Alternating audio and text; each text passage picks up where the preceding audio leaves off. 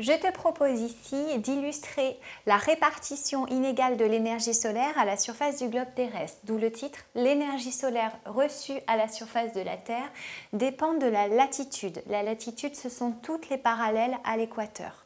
Alors sur la photographie, tu as un petit montage qui te permet, là je l'ai schématisé, de comprendre pourquoi l'énergie solaire reçue à la surface de la Terre est importante à l'équateur et faible au pôle. Donc là, j'ai schématisé la lampe. La lampe va être le modèle du Soleil. Le panneau percé de 3 trous, les 3 trous ont un diamètre équivalent et disposé entre la lampe et le globe terrestre. Enfin, sur la photographie, et ici je te l'ai symbolisé, tu as le globe terrestre qu'on voit ici, avec, tu reconnais, les continents. Alors, quel est l'intérêt de ce panneau? Il y a une chose que tu dois remarquer sur ce modèle, c'est l'absence d'ordre d'échelle de grandeur. Ta Terre est bien plus grande ici que ton ampoule qui représente le Soleil, ce qui n'est pas du tout conforme à la réalité.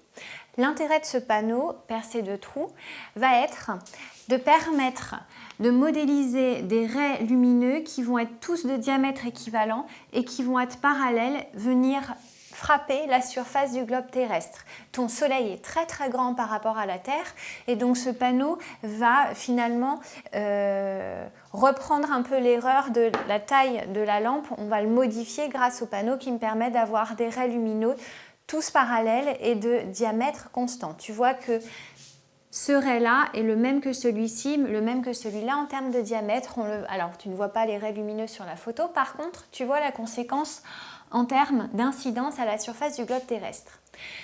Je constate qu'à 0 degré latitude, au niveau de l'équateur, la surface éclairée S1 est petite.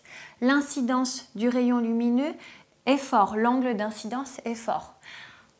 Au niveau de 45 degrés latitude, tu constates que la surface éclairée pour un même diamètre de rayon lumineux est un peu plus forte que S1. Autrement dit, S1 surface éclairée est plus faible que S2, 45 degrés latitude. Enfin, près des pôles, ici je me mets à 80 degrés latitude, je constate que la surface éclairée S3 est bien plus grande que S2, elle-même plus grande que S1.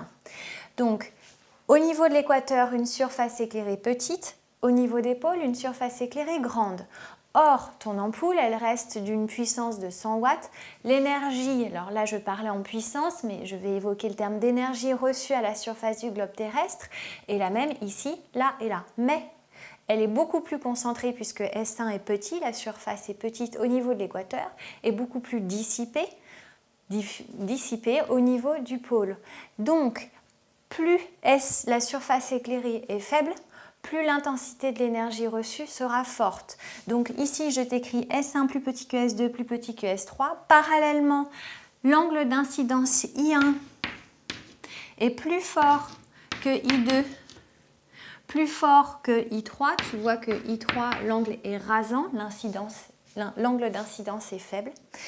Et petite surface, fort angle d'incidence, en découle que l'énergie reçue à l'équateur est forte. Donc, énergie reçue à l'équateur est forte. L'énergie reçue au pôle, qu'il s'agisse du pôle nord ou du pôle sud, c'est la même chose, est faible. Autrement dit, le fait que ta Terre soit ronde, la sphéricité de la Terre, induit une inégale répartition de l'énergie solaire reçue à la surface de la Terre. Au niveau de l'équateur, cette énergie reçue est importante. Au niveau des pôles, elle est plus faible. Tu comprends pourquoi à l'équateur, il fait plus chaud. Et donc, on l'avait vu sur l'importance de l'énergie solaire. L'intensité de la photosynthèse est forte à l'équateur, faible au pôle. La productivité primaire, ta biomasse, sera forte à l'équateur et faible au pôle où l'intensité lumineuse est plus faible et la chaleur est plus faible également. Voilà l'énergie solaire reçue à la surface de la Terre. Elle a une répartition latitudinale due à la sphéricité du globe terrestre.